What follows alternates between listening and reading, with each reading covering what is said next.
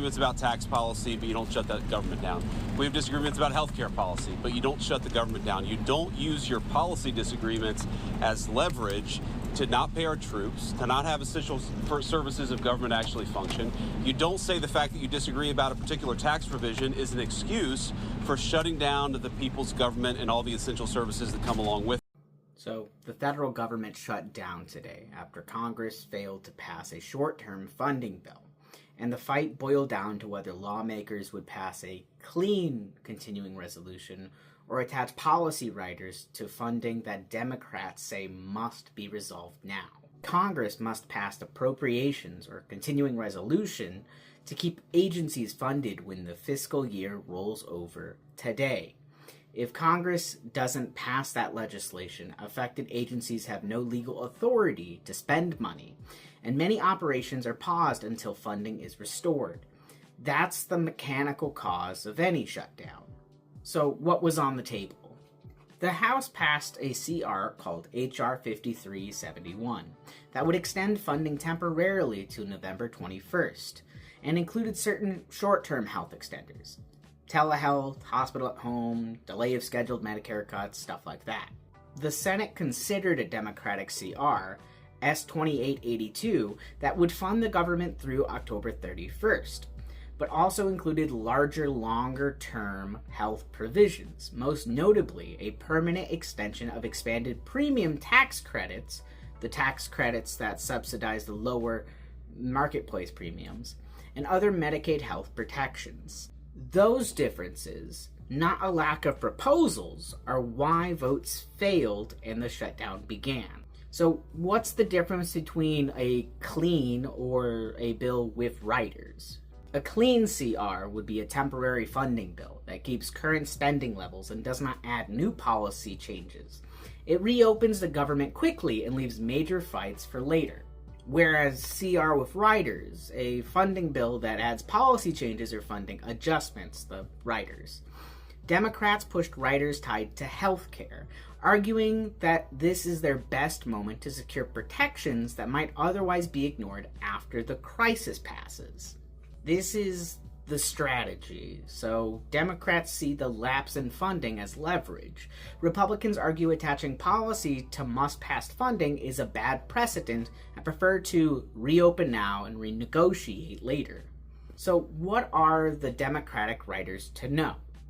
Based on different reporting and different texts I've seen, Democrats are pushing for at least the following to be attached or extended now. The first of which is a permanent extension of the expanded premium tax credit, EPTC, that subsidizes Affordable Care Act marketplace premiums. Democrats argue these subsidies are expiring and would sharply raise premiums for many people without any action. The second rider to know is the reversals or delays of Medicaid cuts and protections for disproportionate share hospital allotments in some states, designated to prevent funding cliffs or safety net hospitals.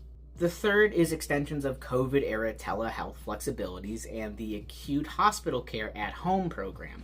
Programs hospitals and providers say rely on statutory authority would lapse without congressional action, affecting seniors and rural patients. So why does this matter now?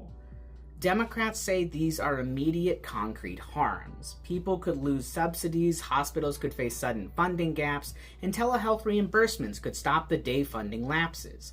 Passing a clean CR and reopening the government would remove the immediate leverage to force such fixes. Yes, here's the meat of why you might be here, the who, what, wheres, and whys of the government shutdown.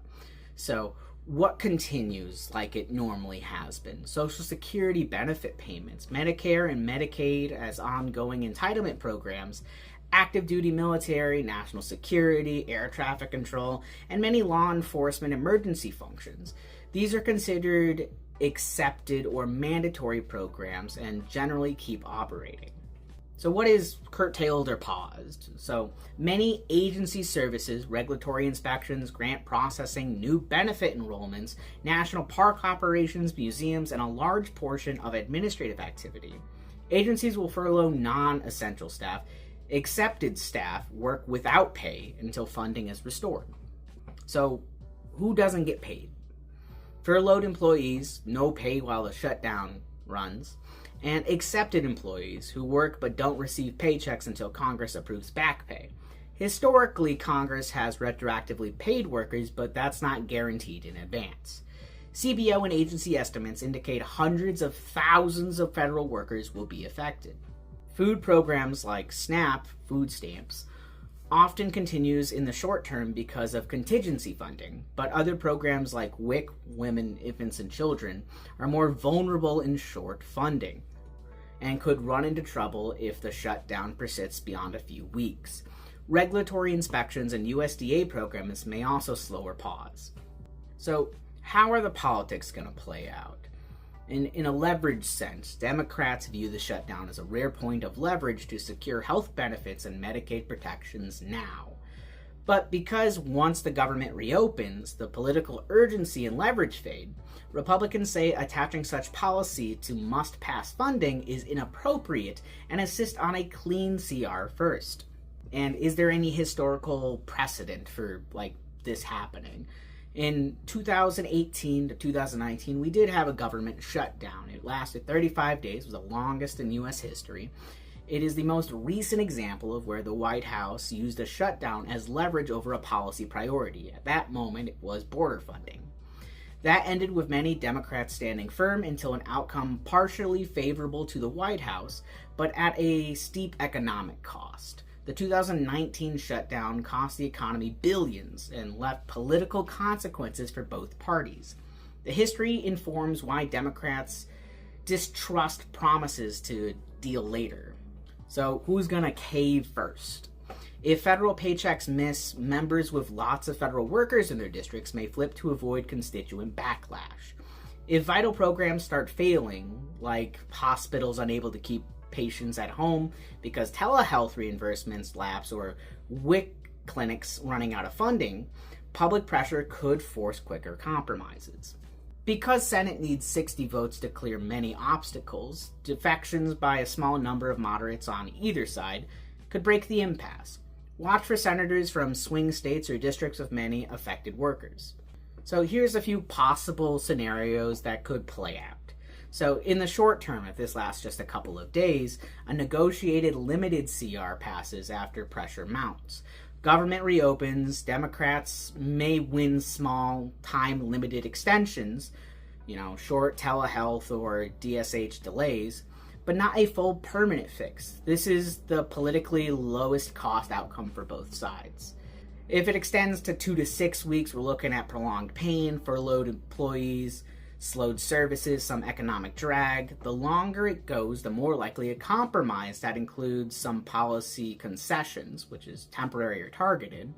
Public opinion may punish the parties seen as inflexible.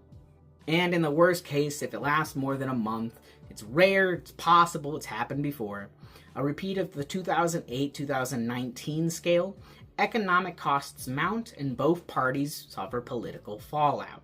The White House or the majority party may suffer in approval. That outcome is costly and, frankly, unpredictable. So what does the day-to-day look like from here on? What are some things you need to watch out for to pay attention to? So floor votes, and when they count the tallies in the Senate, which basically who says yay or nay, they will tell you where defections could come. Watch the exact roll calls on S-2882 and H.R. 5371. Look out for agency contingency plans, agency shutdown guidances, OMB memos. Show how agencies will operate and which services will pause. Local impact reports will become important from hospitals, WIC clinics, SNAP administrators, national park superintendents. Concrete service failures or staffing shortages get attention and shift public pressure. A big one's going to be federal payout timing. The first missed paychecks are a major political moment. Also watch statements from union leaders, mayors, and governors. And lastly, something to look out for are any emergency or targeted fixes. For example, if Congress moves an emergency bill to fund a specific program, that signals bargaining priorities. The shutdown is not an accident of procedure. It's a political impasse over whether short-term funding should be passed plain or with specific health and Medicaid provisions attached. Democrats want riders now because they fear for protections won't get meaningful attention once the immediate crisis is over. Republicans want to reopen first and treat policy fights later. This is a defensible strategy on both sides. Based on history, not any partisan suspicion, the risk Democrats cite is real. When urgency fades, big policy items are often pushed aside. The can is kicked further down the road. That's why observers expect Democrats to press hard now, and why Republicans push for a clean CR. Both are responding to incentives. Which side caves will hinge on how quickly voters and local communities feel pain and how many moderates on either side are willing to break with their leadership. If you guys liked the video, I really appreciate it. Be sure to like, comment, and share around. It helps me out a ton. If you guys are new or want to see more content like this, be sure to subscribe. Helps me make more videos like this. Anyways, thanks guys.